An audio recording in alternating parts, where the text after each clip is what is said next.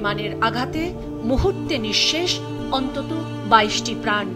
সেদিন আহত 168 জন ভর্তি হন বিভিন্ন হাসপাতালে।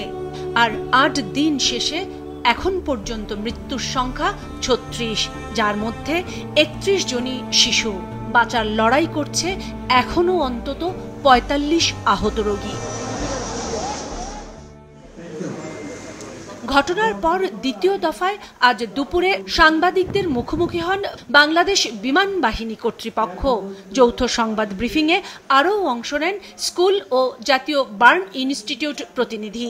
কিভাবে ও কেন বিধ্বস্ত হলো বিমানটি, বিমান চালক সবশেষে কি ধরনের সহায়তা চেয়েছিলেন, তার মৃত্যুর কারণ কি, এমন সব প্রশ্নের উত্তর জানতেই বেশি আগ্রহ ছিল দেশি বিদেশি গণমাধ্যম কর্মীদের।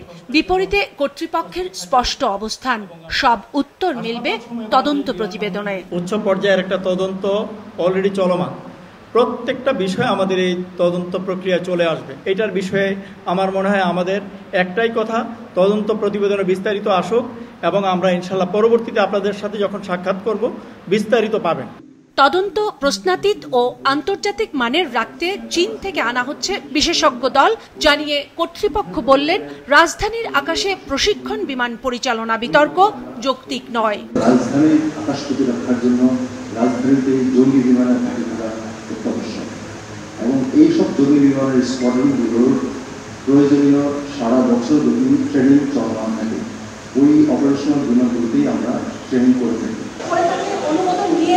রাজুকের অনুমোদন নেই, প্রকৌশলীদের এই দাবিকে প্রত্যাখ্যান করলেন মাইলস্টোন স্কুল অ্যান্ড কলেজের স্কুল শাখার অধ্যক্ষ সাবেক ক্যাপ্টেন জাহাঙ্গীর। মাইলস্টোন সারা কমপক্ষে 30টা পরীক্ষা করে কেনা আছে এই একটুখানি জায়গার মধ্যে, কাজে ওখানে মাইলস্টোন স্কুলটা আলাদা বিবেচনায় কোনোভাবে প্রতিষ্ঠিত হয় না। কোন ইঞ্জিনিয়ারিং করেছে আমি জানি না। আর সমস্ত ওইটার ভিতরে যত রকমের শুধুমাত্র তিন সেট করতে তো আর রাজ্যের অনুমোদন লাগে না। আর সমস্ত কিছু রাজ্যের যথাযথ নিয়ম মেনে করা হয়, বেবিচকের হাই বিবেচনা নিয়ে করা হয়েছে। আবার যদি দায়ী কেউ হয় সেটা হবে রাজ্য কেন তার জায়গাতে বিনা অনুমোদনে। ঠিক আছে। দুর্ঘটনার সময় ওই ভবনে কতজন শিক্ষার্থী উপস্থিত ছিল, একাধিক ক্লোজ সার্কিট ক্যামেরা থাকার পরও ঘটনার আগে পরের কোনো ফুটেজ কেন গণমাধ্যমে দেয়া হচ্ছে না প্রশ্ন ছিল সাংবাদিকদের। ওই ভবনটাতে 738 জন ছাত্র আসা যাওয়া করে, ওই দিন ছিল 80% মতো ধরে 590 জনের মতো। এই মুহূর্তে সিসিটিভি সাহায্য করে কোনো কিছু করবো এরকম কিছু কোনো পেন্ডিং ছিল না, তাই ওটা আমাদের প্রায়োরিটি ছিল না।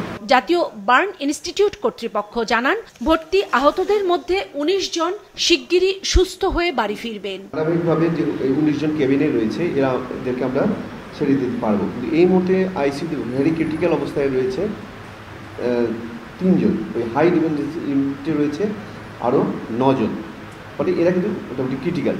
আহতদের চিকিৎসা ও মরদেহের দাফন সংক্রান্ত সকল খরচ বহন করছে বিমান বাহিনী।